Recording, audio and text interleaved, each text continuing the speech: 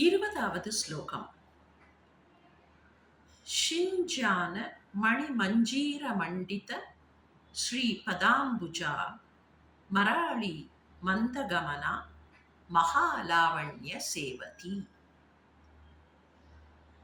அம்பாளுடைய பாதங்களில், அந்த பாதங்களுக்கு மேலோடு கொலுசுகள், பாதரசங்கள் என்று அழைக்கப்படுகிற கொலுசுகளை அணிந்து கொண்டிருக்கிறாள். சிஞ்ஞான மணி மஞ்சீர, அந்த மணிகள் ஒலிக்கின்றன. கிணிகிணி கிணிகிணி என்று அந்த மணிகள் ஒலிக்கின்றன. அதுதான் ஷிஞ்ஞான மணி. இது தமிழிலே சில சமயத்தில் சிந்தாகமணி என்பார்கள், சிந்தாக என்பார்கள், சிந்தாகம் என்று கூட சொல்லுவார்கள். இந்த ஷிஞ்ஞான மணி கிணிகிணி கிணிகிணி என்று இந்த மணிகள் ஒலிக்க, அந்த மணிகள் ஒலிக்கக்கூடிய அழகுகளால், அப்படிப்பட்ட கொலுசுகளால் அலங்கரிக்கப்பட்டிருக்கிற பாதங்கள். ஷிஞ்ஞான மணி மஞ்சீர மண்டித ஸ்ரீ பதாம்புஜா. அவளுடைய திருப்பாதங்கள் இப்படிப்பட்ட அழகான பாத ரசங்களால் அலங்கரிக்கப்பட்டிருக்கின்றன. அது மாத்திரமல்ல, ஸ்ரீ பதாம்புஜா, ஐஸ்வர்யம் செறிந்த அந்த திருப்பாதங்கள். அம்பாளின் பாதங்கள் பட்டாலேயே சர்வ செல்வமும் கொட்டும் இல்லையா? அப்படிப்பட்ட அழகான ஐஸ்வர்யம் மிக்க பாதங்களை கொண்டவள். மராளி மந்த கமனா, மந்தமான நடையை கொண்டவள். மந்தமான நடை என்றால் நாம் இப்போதெல்லாம் பயன்படுத்துகிறோமே மந்தத்தனம், லெதார்ஜி என்கிற பொருளில், அந்த பொருளில் வரவில்லை இந்த சொல். மெல்ல நடக்கக்கூடிய நடையை கொண்டவள்.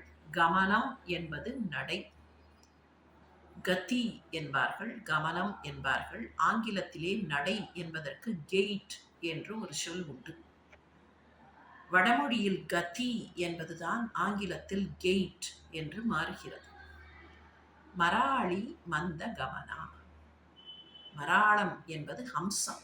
ஹம்சப்பறவை போன்ற மெதுவான நடை. ஹம்சம் வேகமாக பரபரப்பாக ஓடாது. மயில் வேண்டுமானாலும் சில நேரங்களில் கொஞ்சம் பரபரப்பாக காலை வைக்குமானால் ஹம்சம் அப்படி வைக்காது, மெல்ல வைக்கும். அப்படிப்பட்ட மென்மையான நடையை கொண்டவள்.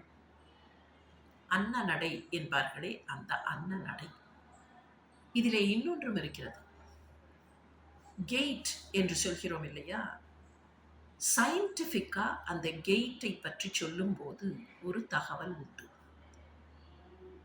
Guide, somebody has a very powerful gait என்று சொன்னால் அதற்கு என்ன பொருள்? அல்லது கெய்ட் என்பதை எப்படி நாம் தீர்மானிக்கிறோம் என்றால், the strength or force with which the foot falls. அந்த பாதம் எந்த வேகத்தில் போய் அழுந்துகிறது என்பதை வைத்துத்தான் கெய்ட் என்பதனுடைய பாராமீட்டர் டிசைட் செய்யப்படுகிறது. இப்போது நம்முடைய முன்னோர்கள் அன்ன நடை என்றார்களே, அதற்கு என்ன பொருள்? அன்னம் போல ஒதுங்கி ஒதுங்கி நடப்பதல்ல. அன்னம் சற்றே ஒதுங்கி ஒதுங்கி நடக்கும், அது மெதுவாக நடக்கும். அந்த ஒதுங்குகிற தன்மையை மாத்திரம் அவர்கள் குறிக்கவில்லை. அன்னம் காலை வைக்கும் போது மென்மையாக வைக்கும். நீங்கள் பார்க்கலாம், சிலர் நடந்தால் அப்படி பாதத்தை வைத்தவுடன் தடதடா தடதடா என்று ஒரு வைப்ரேஷன் வரும், அதிர்வு வரும். ஆனால் அன்னம் நடக்கும்போது மென்மையாக, அதுதான் மந்த கமனா. அந்த பாதத்தை வைக்கும் போது கூட தரைக்கு வலிக்காமல் வைக்கக்கூடிய தன்மை. மராளி மந்த கமனா மகாலாவண்ய சேவிதி. மகாலாவண்யம், எல்லா விதமான அழகுகள். லாவண்யம் என்றால் அழகு. அத்தனை அழகுகளும் ஒன்றாக சேர்ந்து ஒரே இடத்தில் இருந்தால் எப்படி இருக்குமோ அப்படிப்பட்ட நிலை.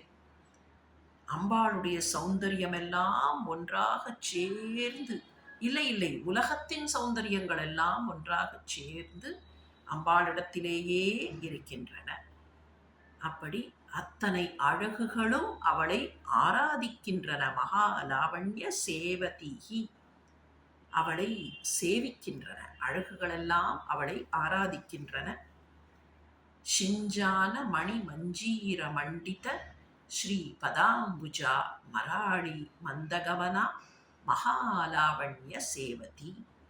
இந்த மகாலாவண்ய சேவதி என்கிற திருநாமத்திற்கு ஒரு பாடாந்திரம் உண்டு. பகுலாவண்ய சேவதி, அழகுகளில் பெரிதான அழகுகள் என்று சொன்னாலும் சரி, நிறைய அழகுகள் என்று சொன்னாலும் சரி, பகு என்றால் நிறைய, பகுலாவண்ய சேவதி என்பதும் பொருத்தமாகத்தான் வரும்.